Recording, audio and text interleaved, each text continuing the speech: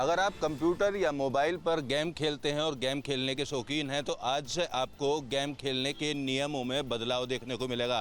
सरकार ने 2026 1 मई से नियमों में बदलाव किया और ये बदलाव करने के पीछे अगर वजह की बात की जाए तो वजह ये है कि आपको ठगी से बचाना और उसके अलावा कई ऐसी एप्लीकेशन, आपकी जानकारी ऐप के माध्यम से शेयर होना, आपका डेटा शेयर होना, इन सब चीज़ों पर रोक लगाने के लिए अब नया कानून लागू कर दिया गया है। इस कानून के तहत गेम बनाने वाली कंपनियों को रजिस्ट्रेशन कराना होगा और रजिस्ट्रेशन कराने के साथ साथ अपनी जानकारी सार्वजनिक करनी होगी। अगर किसी भी गेम खेलने वाले व्यक्ति को आपत्ति है तो जल्द से जल्द उसकी सुनवाई करनी होगी। सरकार की मंशा इसके पीछे यही है कि कई ऐसी गेमिंग ऐप हैं जो आपके खाते को सेंध लगाती हैं, आपको जुआ खेलने की लत लगाती हैं, तो ऐसी तमाम कंपनियों की जांच करने के बाद ही अब आगे से रजिस्ट्रेशन किया जाएगा और तमाम जो गेमिंग कंपनियां हैं अब नए नियम के तहत भारत में संचालित होंगी। वीडियो जर्नलिस्ट सौमेंद्र के साथ अमित चौधरी, न्यूज स्टेट, दिल्ली। मध्य प्रदेश के जबलपुर में पर्यटक क्रूज डूबने का भीषण हादसा होने के बाद लगभग 9 लोगों की मौत हो गई।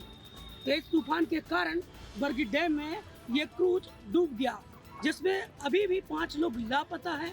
12 का रेस्क्यू किया गया है, जिसमें 2 लोगों की हालत काफी गंभीर बताई जा रही है। इस मामले को लेकर प्रशासन काफी सख्त नजर आ रहा है, क्योंकि सरकार के 3 मंत्री स्वयं इस मामले की निगरानी कर रहे हैं। हाल ही में अभी कुछ देर पहले की बात है कि मध्य प्रदेश के मुख्यमंत्री मोहन यादव भी यहाँ पहुंचे थे और तमाम चीजों पे उनकी मॉनिटरिंग चल रही है। लेकिन एक बड़ा जो इस हादसे में जो एक बड़ी दुखद घटना ये है कि लोगों के पास सही समय पे लाइफ जैकेट्स नहीं पहुंच पाए, जिसके कारण ये बड़ा हादसा जबलपुर में हो गया। जबलपुर के दिल दहलाने वाली ये तस्वीर है जो सामने आई है। रेस्क्यू टीम अपना काम कर रही है। आगरा एनडीआरएफ की टीम है, वो लगातार अभी भी सर्चिंग अभियान उनका चल रहा है। जो 5 लोग लापता है उनको ढूंढे जाने की कोशिश की जा रही है। हाल ही का पास में एक ओवरब्रिज बन रहा था जिसमें कुछ मजदूर काम कर रहे थे। उन मजदूरों ने अपनी जान पर खेलकर लगभग 15 लोगों का रेस्क्यू किया और रस्सी के सहारे उन्हें बाहर निकाला गया। अभी भी फिलहाल रेस्क्यू जारी है। अब देखना होगा कब तक ये रेस्क्यू चलता है और 5 लोग जो लापता है वो कब तक मिलेंगे।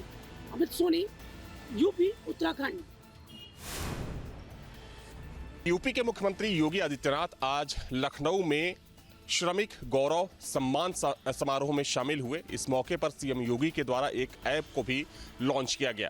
इस मौके पर बोलते हुए सीएम ने कहा कि चाहे केंद्र की सरकार हो या फिर राज्य की सरकार हो, श्रमिकों के विकास और उनके उत्थान के लिए सरकार लगातार काम कर रही है और पिछले 10 सालों में सरकार की कोशिश यही रही है, उत्तर प्रदेश की बात करें, कि जो श्रमिक कल्याण बोर्ड है और जो श्रमिकों का विकास है उनका उत्थान ठीक तरीके से हो सके। उनके बच्चों के लिए, चूंकि वो मेहनत मजदूरी करते हैं, और उनके परिवार के लिए सरकार हमेशा प्रयासरत रहने वाली है। कि बड़े बड़े नगरों में श्रमिक अड्डे बनते थे, कोई प्रोत्साहन नहीं था। बहुत बार तो श्रमिक कहीं काम करता था और जब मजदूरी देने की बात आती थी तो उसको टरका दिया जाता था। ठेकेदार पूरा पैसा नहीं देता था, या जिसके यहां काम करते तो पैसा नहीं देता था। अब सरकार ने इसको कहा ऐसा नहीं चलेगा, अगर काम किया है तो काम का दाम भी देना पड़ेगा, और काम का दाम जो नहीं देगा उसका फिर काम तमाम सरकार करेगी। वीडियो जर्नलिस्ट दीपक राणा के साथ अविनाश सिंह, न्यूज स्टेट, लखनऊ। 13 अप्रैल को नोएडा में हुए श्रमिक आंदोलन के बाद नोएडा पुलिस पूरी तरीके से अलर्ट पर है। आज 1 मई है, 1 मई को सैलरी मिलने का समय होता है और साथ ही लेबर डे भी है, तो उसी को देखते हुए तमाम इलाके ऐसे जो औद्योगिक इलाके हैं जहां पर पिछली बार हिंसा भड़की, उन तमाम इलाकों में सुरक्षा बढ़ाई गई है। सेक्टर फेज 2 में हम मौजूद हैं। यहाँ की तस्वीर मैं आपको दिखाऊं तो देखेंगे आप तमाम जो पुलिसकर्मी हैं इनको तैनात किया गया है। पीएससी के साथ में 1000 से ज़्यादा जो पुलिसकर्मी हैं उनको अलग अलग इलाकों में तैनात किया गया है। पिछले 13 अप्रैल की बात की जाए तो 300 से ज़्यादा जगहों पर तोड़फोड़ श्रमिकों के द्वारा की गई थी। तमाम जो मांगे थी उनकी उन मांगों को लेकर प्रदर्शन किया गया था। बाद में सरकार के द्वारा मांगों को मान लिया गया है और आज लेबर डे है, तो ऐसे में किसी तरीके की हिंसा भड़काने की अगर कोई असामाजिक तत्व कोशिश करता है, सोशल मीडिया पर किसी तरीके का मैसेज शेयर किया जाता है, तो पुलिस पूरी तरीके से अलर्ट है। सामने की तरफ आप देखेंगे पीएससी की गाड़ियां भी यहां पर खड़ी हुई हैं। पुलिस अधिकारी लगातार पैदल गश्त कर रहे हैं। कल परसों से 3 दिन से लगातार तमाम उद्यमियों और तमाम जो श्रमिक संगठन हैं उनसे बातचीत की जा रही है। इस बात को सुनिश्चित किया जा रहा है कि किसी भी तरीके का उपद्रव देखने को ना मिले और शहर में जो शांति व्यवस्था है वो बनी रहे। सीसीटीवी कैमरों के साथ साथ सोशल मीडिया पर पुलिस की पूरी तरीके से नज़र है। किसी भी तरीके का अगर कोई माहौल ख़राब करने की कोशिश करता है तो उसके खिलाफ ठोस कार्रवाई की जाएगी। सेक्टर 58, 57, सेक्टर 63 या फेज़ 2 के जो तमाम सेक्टर्स हैं, औद्योगिक इलाके हैं, उन तमाम इलाकों में सुरक्षा के चाक चौबंद इंतजाम किए गए हैं। वीडियो जर्नलिस्ट सोमेंद्र के साथ Amit Chaudhary, News State, Noida. Allahabad high court से कांग्रेस नेता राहुल गांधी को बड़ी राहत मिली है। हाईकोर्ट ने उनके खिलाफ दाखिल उस याचिका को खारिज कर दिया है जिसमें उनके खिलाफ एफआईआर दर्ज करने की मांग की गई है। और इस याचिका पर सुनवाई करते हुए इलाहाबाद हाईकोर्ट ने 9 अप्रैल को फैसला सुरक्षित किया था और आज फैसला देते हुए कोर्ट ने माना है कि राहुल गांधी के खिलाफ कोई ऐसा तथ्य नहीं है जिसके अंतर्गत राहुल गांधी के खिलाफ एफआईआर का आदेश दिया जा सके। दरअसल 7 मार्च 2025 को एक कार्यक्रम में बोलते हुए राहुल गांधी ने आरएसएस और बीजेपी के साथ साथ कहा था कि उन्हें इंडियन स्टेट से लड़ना है, जिसको लेकर के विरोध प्रदर्शन हुआ था और ये कहा गया था कि राहुल गांधी नेता प्रतिपक्ष होते हुए देश के खिलाफ, देश की सरकार के खिलाफ लड़ाई की बात कर रहे हैं। तो ऐसे में उनके खिलाफ जो संभल की कोर्ट है वहां पर याचिका दाखिल हुई थी और उस याचिका पर सुनवाई के बाद संभल कोर्ट ने भी याचिका को खारिज कर दिया था। तो जो सिमरन गुप्ता हैं जो इस मामले में याचिकाकर्ता हैं, उन्होंने संभल कोर्ट के आदेश को इलाहाबाद हाईकोर्ट में चुनौती दी थी, लेकिन इलाहाबाद हाईकोर्ट से भी उनको कोई लाभ नहीं हुआ और राहुल गांधी को एक तरह से राहत देते हुए इलाहाबाद हाईकोर्ट ने सिमरन चौधरी की उस याचिका को खारिज कर दिया है। प्रयागराज से Manvendra Pratap Singh, news state, Uttar Pradesh. Noida international airport अब यानी कि 15 जून में कहीं पूरी तरीके से फ्लाइट उड़ती हुई नजर आएंगी। पूरी तरह मंजूरी मिल चुकी है। 15 जून का समय निर्धारित कर दिया गया। आपको बता दें देश के प्रधानमंत्री ने इसका उद्घाटन किया था। जेवर एयरपोर्ट इंटरनेशनल आने वाले समय में पूरी तरीके से यहाँ कनेक्टिविटी जो है चारों तरफ हो जाएगी। मुंबई एक्सप्रेस वे से लेकर यमुना एक्सप्रेस वे और दिल्ली, हरियाणा, राजस्थान तमाम कनेक्टिविटी यहां से जोड़ दी जाएंगी। आपको बता दें पूरी तरीके से आसपास जिलों से और दूसरे स्टेटों से यहां पूरे तरीके से रोडों का जो कार्य है बहुत तेजी से भी चल रहा है। 15 जून में यहां से जो कॉमर्शियल फ्लाइट हैं वो साफ तौर पर उड़ती हुई नजर आएंगी। आने वाले समय में यहां रोजगार के अवसर प्राप्त होंगे और कहीं ना कहीं युवाओं को रोजगार तो मिलेगा ही, साथ ही नोएडा, ग्रेटर नोएडा और साथ में आसपास से हुए जिलों में कहीं ना कहीं साफ तौर पर विकास के जो रोजगार हैं वो खुलते हुए नजर आएंगे। डेटा से तरुण Bhadana, news state, Uttar Pradesh. Commercial LPG gas cylinder पर 993 रुपये की बढ़ोतरी हो गई है, तो वहीं छोटू सिलेंडर जो कि 5 किलो वाला सिलेंडर होता है उस पर भी 261 रुपये बढ़ाए गए हैं।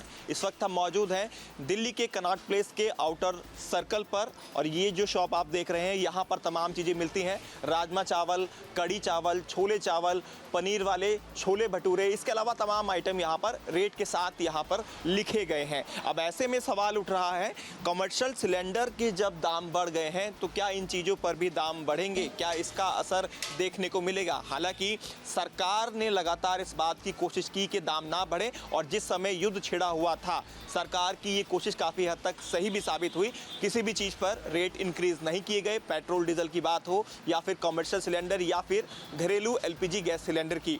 अभी तक भी घरेलू एलपीजी गैस सिलेंडर पर रेट नहीं बढ़े हैं, लेकिन जो कमर्शियल सिलेंडर पर रेट बढ़े हैं उसको लेकर यहाँ के जो ऑनर हैं उनसे हम बात करने की कोशिश करते हैं और जानते हैं क्या कुछ कहना है। सर, सबसे पहले आपका नाम जानना चाहूँगा। मेरा नाम सौरभ मेहता है जी। सौरभ जी, कमर्शियल सिलेंडर के रेट बढ़ गए हैं, आपको पता चला होगा 993 रुपये की बढ़ोतरी हुई है, इसको किस तरह से आप देखते हैं? सर, ये एक तरह से ऑलमोस्ट 50% ही बढ़ गया है। देखा जाए इट्स अ ह्यूज अमाउंट। आप 50% आपने एक चीज़ के रेट बढ़ा दिए तो वो सिर्फ एक ये साइकिल है सर। सिर्फ सिलेंडर नहीं बढ़ा, इसके साथ इन्फ्लेशन होता है, कई चीज़ों के रेट बढ़ते हैं। जहाँ से रॉ मटेरियल हम ले रहे थे वहाँ के रेट बढ़ जाएंगे, तो अल्टीमेटली एक इन सब का असर पड़ेगा एक आम आदमी के ऊपर। बिल्कुल, तो ये सोचने वाली बात है और सरकार से ये अपील भी कर रहे हैं और तमाम लोग भी यहाँ पर जो आप देख रहे होंगे जो यहाँ से खाना खाने के लंच करने के लिए यहाँ पर पहुँच रहे हैं उनसे बात करने की कोशिश करेंगे। सर, यहाँ पर फिलहाल हम देख रहे हैं जो रेट पुराने थे उन्हीं रेट पर सब कुछ मिल रहा है, लेकिन कमर्शियल सिलेंडर पर रेट बढ़ गए हैं 993 रुपये। पर सिलेंडर पर बढ़ गए हैं। क्या लगता है कि आने वाले दिनों में ये जो आप फूड खाने को मिल रहा है 100 रुपये में, यहाँ पर छोले भटूरे और तमाम चीज़ों रेट लिखे हुए हैं, ये रेट बढ़ सकते हैं अगर सिलेंडर पर रेट बढ़ाए गए हैं? थोड़ा बहुत रेट बढ़ेंगे तब भी कोई फर्क नहीं पड़ता। हम शुरू से स्वाद यहीं का अच्छा लगता है, यहीं आते हैं। अब मैम टीचर है, आज नोएडा से आई है इतनी दूर से खाना खाने यहाँ पर। नोएडा से आई हैं, तो कोई फ़र्क नहीं पड़ता मैम ज़्यादा अगर 10-20 रुपये रेट बढ़ते भी हैं, क्योंकि इनको भी तो बढ़ाने पड़ेंगे अगर कमर्शियल सिलेंडर पर रेट बढ़ते हैं। इसका टेस्ट बहुत अच्छा है तो हम लोग हमेशा अक्सर आते हैं, तो अगर बढ़ता भी तो उनकी भी मजबूरी है। वीडियो जर्नलिस्ट यश शर्मा के साथ हिमांशु शर्मा, न्यूज़ स्टेट दिल्ली। खाड़ी देशों में जिस तरह से युद्ध के हालात थे पिछले काफ़ी दिनों तक, उसके बाद एलपीजी सप्लाई में काफ़ी समस्या थी, पेट्रोल डीजल के आने में भी समस्या थी। अब खाड़ी देशों के युद्ध और वहाँ से एलपीजी और तेल ना आने के चलते सरकार के द्वारा जो कॉमर्शियल सिलेंडर है उस पर 993 रुपये का इजाफा किया गया है। 993 रुपये का होने के बाद अब सिलेंडर 3000 के आसपास मिलेगा। नोएडा के सेक्टर 18 में हम सावित्री मार्केट में मौजूद हैं। तमाम रेस्टोरेंट हैं, लाइन से आप देख सकते हैं, लोगों का आना जाना भी यहाँ पर लगा रहता है। और गैस की किल्लत से जो किस तरीके की परेशानी पहले थी वो भी लगातार लोग जान रहे थे। और अब आप रेस्टोरेंट चलाते, क्या नाम है आपका? मेरा नाम रोहित सक्सेना है। मैं कैफ़े 18 नाम से एक रेस्टोरेंट चलाता हूँ सेक्टर 18 में। गैस को लेकर किस तरीके की समस्या है? गैस को लेके बहुत टाइम से, करीब 3-4 महीने हो गए हैं, गैस के लेके समस्या ये है कि बिल्कुल भी गैस मिल नहीं रही है, बिल्कुल भी। जैसे कहते हैं ना, पहले जो प्रॉब्लम थी और ना मिलने की वजह से, तो मिलने की वजह तो और मिल नहीं रही है, और ऊपर से रेट और बढ़ा दिए गए हैं। कितना खर्चा बढ़ जाता है? अब 993 रुपये बढ़े हैं, कितना कॉस्टिंग बढ़ जाएगी? अभी तो फिलहाल के लिए कॉस्टिंग क्या, अभी तो सिलेंडर ही अवेलेबल नहीं है। जो ब्लैक में जो दे रहे थे सिलेंडर वगैरह, वो भी अवेलेबल नहीं हो पा रहा है। अभी तो अवेलेबिलिटी ख़त्म है, मिलने की तो बात में कितने का मिल रहा है? मिलाक में ही 5-6 हज़ार रुपये का बोल रहे हैं, जो हम यूज़ ही नहीं कर पाते हैं। इसलिए हमने जो गैस से बनने वाली आइटम है, जो प्रोडक्ट है, वो बंद कर रखे हैं। इलेक्ट्रॉनिक वाले आइटम जो हैं वही यूज चला रहे हैं अभी हम। देखिए, कॉस्टिंग बढ़ेगी और ख़र्चा बढ़ेगा, इसलिए इलेक्ट्रिकल जो भी प्रोडक्ट है उनको यूज़ किया जा रहा है। इनसे भी बात कर लेते हैं। क्या नाम है आपका? मेरा नाम सर बच्चन सिंह। क्या गैस पे और पैसे बढ़ गए हैं, किस तरीके के हालात? सर हालात तो बहुत ख़राब है, मैं क्या करूं, इतनी हालत ख़राब है, गैस तो मिल ही नहीं रही है और काम धंधा है नहीं सर। किराया, लड़कों की सैलरी देना बड़ी मुश्किल पड़ रहा है। अब 993 रुपये बढ़ेंगे तो क्या क्या चीज़ें महंगी हो सकती हैं? सर इसमें तो हर चीज़ महंगी होगी। सब मेरा पूरा काम गैस का ही है, बिना गैस का कुछ काम ही नहीं है। वीडियो जर्नलिस्ट सौमेंद्र के साथ अमित चौधरी, न्यूज़ स्टेट नोएडा। पिछले 20 वर्षों से एक अन्य मार्ग में रहने वाले नीतीश कुमार अब 7 सर्कल रोड में शिफ्ट हो रहे हैं। अब देख सकते हैं कि मुख्यमंत्री के तौर पर 20 वर्षों तक एक अन्य मार्ग में रहने वाले नीतीश कुमार का काफिला 7 सर्कुलर रोड पहुंच रहा है और नीतीश कुमार गाड़ी में बैठे हुए हैं, लोगों का अभिवादन कर रहे हैं। और आज से विधिवत नीतीश कुमार का जो बंगला नंबर होगा वो 7 सर्कुलर रोड होगा। सबसे बड़ी बात है कि 7 सर्कुलर रोड अब वो आरजेडी के जो राष्ट्रीय अध्यक्ष हैं लालू प्रसाद यादव, उनके पड़ोसी हो गए हैं। ठीक 2 मकान के बाद 10 सर्कुलर रोड है जो राबड़ी देवी के नाम पर कर्णांकित है। और आज से नीतीश कुमार का जो सरकारी पता होगा वो 7 सर्कुलर रोड होने वाला है। और 7 सर्कुलर रोड से अब जदयू की कमान, साथ ही राज्यसभा के सदस्य के रूप में यहाँ पर वो रहेंगे। और सबसे बड़ी बात है कि मुख्यमंत्री से इस्तीफा देने के बाद नीतीश कुमार ने कहा था कि वो अधिकांश समय बिहार में बिताएंगे और उनके द्वारा जो योजनाएं शुरू की गई थी उसकी बीच बीच में मॉनिटरिंग भी करेंगे। तो एक तरह से कहा जा सकता है कि 7 सर्कुलर रोड का जो आवास है वो बिहार की राजनीति में आज से केंद्र बिंदु में आ गई है और नीतीश कुमार आज से अब इसी आवास में रहेंगे। वीडियो जर्नलिस्ट सत्येंद्र के साथ आदित्य झा, पटना। ताजनगरी आगरा में 10 माह पहले थाना सदर क्षेत्र से 2 लड़कियों को बेला फुसलाकर उनका धर्मांतरण किया गया था और उन्हें अगवा कर लिया गया था। जब इस मामले का खुलासा हुआ तो इस मामले में लगातार गिरफ्तारियां की गई और इस मामले के तार तमाम राज्यों से जुड़े। इसमें तमाम ऐसे लोगों की गिरफ्तारियां की गई जो कि धर्मांतरण कराने का काम करते थे। उन्होंने अनगिनत धर्मांतरण कराए थे। कुछ इस्लाम को लेकर किताबें भी लिखते थे कि हिंदू धर्म में क्या क्या बुराइयां हैं, अन्य धर्मों में क्या बुराइयां हैं, इस्लाम कितना सही है, इस तरीके की किताबें भी सामने आई थी। इसके बाद करीब 14 लोगों की गिरफ्तारी की गई थी और सभी लड़कियों को बरामद किया गया था। और अब आज आगरा पुलिस ने इसमें खुलासा करते हुए 4 लोगों की गिरफ्तारी की है। ये चारों महत्वपूर्ण लोग थे। दिल्ली ओखला से 3 लोगों की गिरफ्तारी की गई, एक राजस्थान से गिरफ्तारी की गई और चारों के अहम इस धर्मांतरण में काम हुआ करते थे। कोई इस्लाम को लेकर किताब लिखता था, कोई सोशल मीडिया का इस्तेमाल करके अनगिनत लोगों को, युवाओं को बहलाने फुसलाने का काम करता था। कोई यहाँ पर देखा गया था कि जिसके संबंध हुआ करते थे तमाम मौलाना से, एक मौलाना राजस्थान से गिरफ्तार किए गए जो कि निकाह नामे का काम करते थे, जो बहला फुसला कर लड़कियाँ लाई जाती थी उनका निकाह कराने का काम किया करते थे। तो कुल मिलाकर इसमें अब तक अहम गिरफ्तारियां आज 4 की गई हैं और अब तक 10 महीने में 18 गिरफ्तारियां हो चुकी हैं। इसके अलावा अगर बीच में देखा जाए तो आगरा पुलिस ने एक विदेश में कनाडा में रहने वाले एक आरोपी की कुर्की भी करवाई है। तो लगातार इसमें खुलासे होते जा रहे हैं। अभी भी पुलिस का यह कहना है कि इस मामले में सीएम योगी के सख्त निर्देश हैं कि किसी प्रकार से आरोपियों को न छोड़ा जाए और धीरे धीरे जैसे जैसे तार जुड़ते हुए नजर आ रहे हैं वैसे वैसे इस मामले में गिरफ्तारियां सामने आ रही हैं। वीडियो जर्नलिस्ट हरीश के साथ आगरा से Vineet Dubey, news state Uttar Pradesh. Uttar Pradesh STF की मेरठ यूनिट ने एक बड़े अंतर्राज्यीय वाहन चोरी गिरोह का पर्दाफाश किया है, जो चोरी की कारों के फर्जी दस्तावेज तैयार कर उन्हें जम्मू कश्मीर समेत कई राज्यों में बेच रहा था।